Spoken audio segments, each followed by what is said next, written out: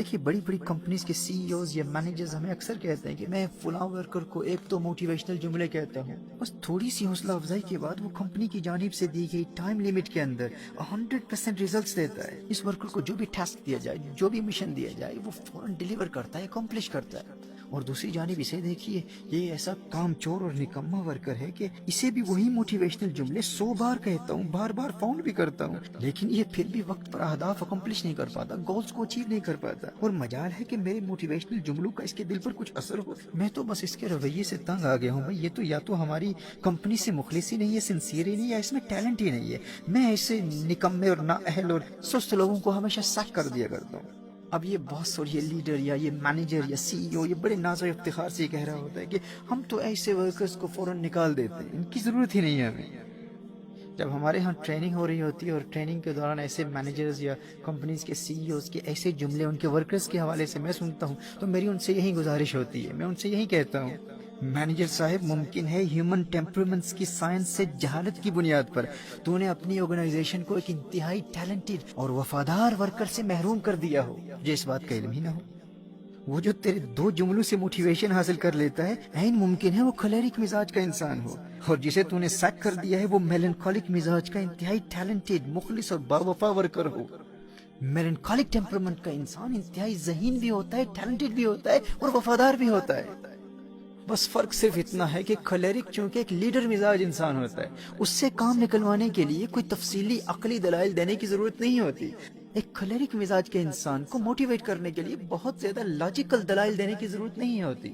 جبکہ میلنکولک کو موٹیویٹ کرنے کے لیے ایک کھلیرک کی بنسبت بہت زیادہ عقلی اور تفصیلی دلائل دینے کی ضرورت پیش آتی ہے۔ میلنکولک کو موٹیویٹ کرنا آسان نہیں ہوتا، وہ کنسیپچول کلیئرٹی چاہتا ہے، وہ ایویڈنسز چاہتا ہے، وہ دلائل چاہتا ہے۔ لیکن یہ باس صاحب، یہ لیڈر یا مینیجر صاحب ایک ہی ترازو پر سب کو تول رہے ہوتے ہیں، جس کے نتیجے میں ایک انتہائی ٹیلنٹڈ ورکر کی کریٹیوٹی اور تخلیقی صلاحیتوں سے اپنی آرگنائزیشن یا اپنی کمپنی کو محروم کر دیتا ہے۔ اب دیکھیے اسی طرح فلیگمیٹک مزاج کا انسان پیار کی بولی سمجھتا ہے۔ فلیگمیٹک کی موٹیویشن کا تعلق فیلنگز کے ساتھ ہوتا ہے، وہ احساسات کی دنیا سے تعلق رکھتا ہے، کیونکہ فلیگمیٹک انتہائی حساس اور سینسٹیو مزاج کا مالک ہوتا ہے۔ اب وہ کھلیرک والے موٹیویشنل جملے اس کے دل پر زیادہ اثرات مرتب نہیں کرتے۔ فلیگمیٹک سے اگر آپ یہ کہیں گے نا کہ تو نے اگر یہ کام نہ کیا نا تو میرا دل ٹوٹ جائے گا، اور اگر کر دیا تو مجھے بڑی خوشی ہوگی، میرے دل میں ٹھنڈ پڑ جائے گی، بس ایک مرتبہ یہ کام کر کے مجھے خوش کر دے تو۔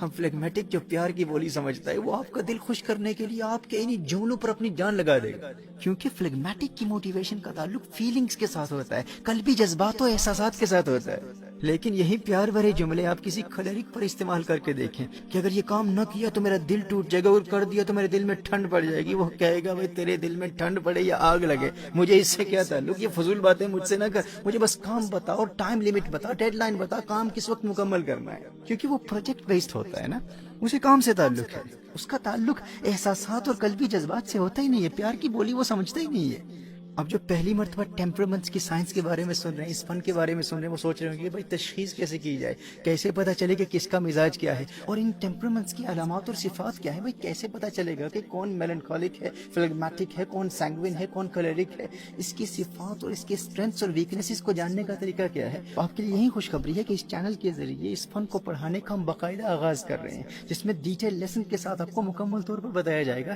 کہ کیسے پتہ چلے گا کہ آپ سینگوین ہیں، میلنکولک ہیں، فلیگمیٹک ہیں یا کلیرک ہیں، اور آپ کے اسٹرینتھس کیا ہیں، آپ کی ویکنیسز کیا ہیں۔ آج اس پہلے لیسن کے ذریعے میں فقط اس فن کی افادیت اور اہمیت اجاگر کرنا چاہتا ہوں، اور آپ کو بتانا چاہتا ہوں کہ جو اس فن کو جانتا ہے وہ زندگی کے ہر شعبے میں کیسے کامیابی حاصل کر سکتا ہے۔ دیکھیے اسی طرح جو بھی کسی کمپنی کا سی ای او یا کوئی مینیجر، کوئی باس یا لیڈر ہو اور ٹیمپرمنٹس کی اس سائنس کو بخوبی جانتا ہے، وہ کسی سینگوین مزاج کو طویل مدت والے لانگ ٹرم ٹاسکس کبھی نہیں دے گا، کیونکہ وہ اس حقیقت سے بخوبی آگاہ ہوگا کہ سینگوین مزاج کے انسان کا ہر شوق اور جذبہ عارضی ہوتا ہے، ٹیمپری ہوتا ہے۔ تو ایک باصلاحیت ٹیلنٹڈ سینگوین کو شارٹ ٹرم ٹاسکس، قلیل مدت پر مشتمل مشن دے کر ایک کمپنی اس کے ٹیلنٹس اور اس کی تخلیقی صلاحیتوں کا بھرپور فائدہ اٹھا سکتی ہے۔ لیکن محترم احبہ، جس کمپنی کے مالک یا جس آرگنائزیشن کے لیڈر کو علم ہی نہیں ہے کہ کس ٹیمپرمنٹ کے ورکر کو اس سائنس کی روشنی میں کس طرح موٹیویٹ کیا جا سکتا ہے، اور وہ موٹیویشن کے لیے سب کے ساتھ ایک ہی انداز اپناتا ہے، تو جس کا مزاج اس انداز سے مطابقت نہیں رکھتا، موافقت نہیں رکھتا، وہ مخلص و وفادار ہونے اور باصلاحیت ہونے کے باوجود ڈیلیوری نہیں کر پاتا، کیونکہ لیڈر اس کے ٹیمپرمنٹ سے ڈیل کرنے کا طریقہ ہی نہیں جانتا، جس کے نتیجے میں وہ کمپنی ان ٹیلنٹڈ اور وفادار لوگوں سے محروم ہو جاتی ہے۔